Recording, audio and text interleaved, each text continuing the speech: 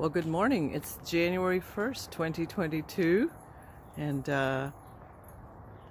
it is a brisk, cold morning here in Zone 9, and I don't know if you can see the kind of the white frost on the lawn and on this sprinkler pipes. This is not a common occurrence for us, and there's a lot of frost on the roof, but it's really hard to pick up since that's east and the sun's just coming up. But I just wanted to capture that.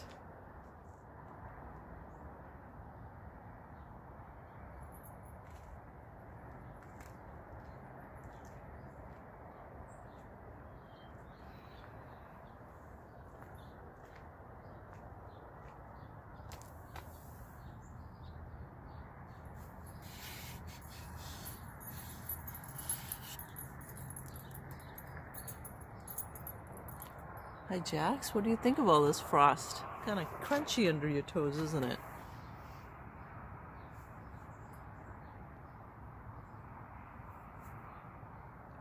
Want to say hello, buddy?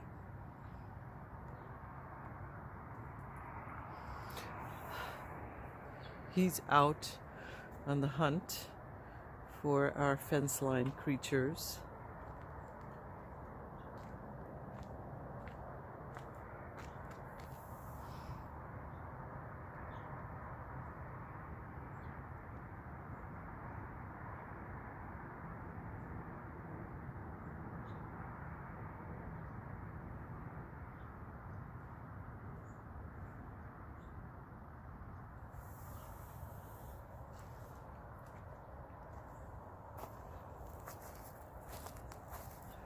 Well, there we go. We say goodbye to this Mexican heather that lasted for a long time.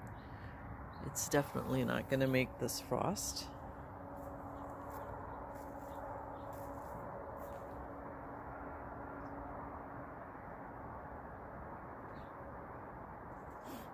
The new orange shoots, also covered with frost. It's not sure if they're going to make this.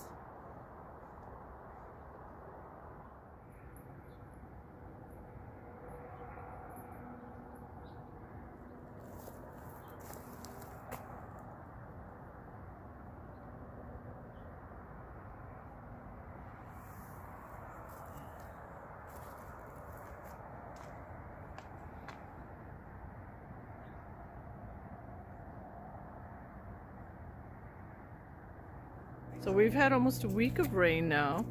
Things are looking rather green. I got a chance to come out and trim the 2 tree roses. The rest of it is looking very barren, just some arugula that's really about a week or 2 from going to flower. Got the iris that have really done a big job of springing up, so there's a whole line of these, and these should naturalize. Oh, and here's with a non-resident cat that shows up now and then. We're not really sure, but occasionally she or he has a tag. Oops, eating iris. Not sure why. The orange tree is in full fruit. So we are getting ready to harvest these oranges pretty soon. This is the stone bed, and there's not much left. I'm waiting to plant the dahlias there. This is borage. Let's come up a bit early, and some sort of leftover calendula. Let's see if these survive the frost in the winter. So this bed that I have here, along this stone border, all the way through. Then going this way, you'll see the iris. It's a whole row of iris under the orange tree. And then all the way from where the iris end till that kind of funky pathway, I put in about 200-300 tulips. So I see that the tulips are breaking ground. Let's see if there we go. There's one. There's another one. There's a little one. So it might be time to maybe scatter some eggshells. I kind of collect a whole bunch of eggshells and scatter them, because the slugs, which never seem to die in a zone 9 garden, will come and start munching on those fresh tips. And I'm going to show you a hyacinth that has been munched on. So if you look at this hyacinth, sort of, not even sure when I planted these, but you can see a lot of little bites on this. So the slugs are out, having a little meal. So I have a whole sort of box of crushed eggshells, and I use them to sort of control the slugs, or at least stop them from munching on all the tender shoots and greens. So I've got this box, and I intend to put it on the bed of tulips, and this was the intention. I've been collecting these for the last couple of months. Anytime I have new seedlings, I put these around the new shoots or the young plants. What I've discovered is that in zone 9, the fact that we water our lawns or gardens all the time means that the slug population just never goes away, unless you sort of decide to apply some pesticide, which I choose not to. So my natural controller is crunchy eggshells around the base, and basically they don't want to cross it. It's like having grainy mulch, you know, it gets into them and they don't really cross it, and they leave the plants alone, and once the plants are established, it's not much of a problem. So I'm going to go ahead and apply these to the new tulip shoots that are just coming out. Now here's the dwarf Meyer lemon, and as you can see, the lemons are just starting to ripen.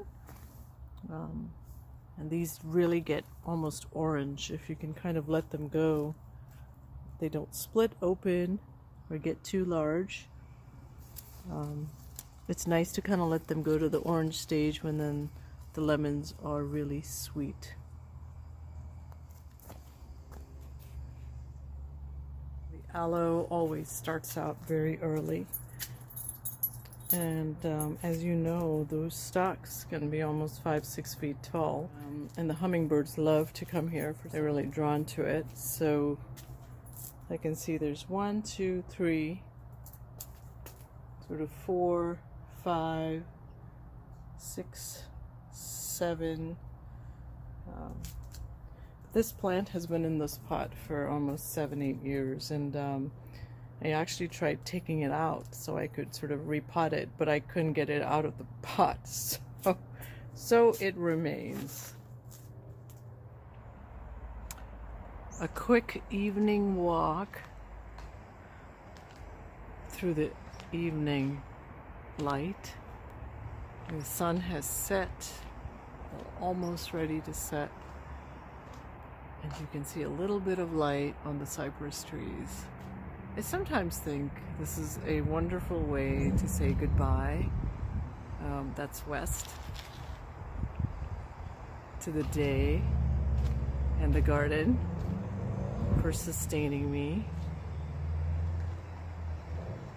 and get ready for the next day. So I'm going to leave you this episode with me harvesting some oranges and making orange juice, and a little bit of our visitor cat and the name holder of this garden, Jax. I hope that you can join me for this journey. Subscribe. My intention is to slowly record the progress of taking this garden from a lawn-based suburban garden to a productive flower and vegetable garden. So subscribe to follow the journey, and have a great month. Happy gardening.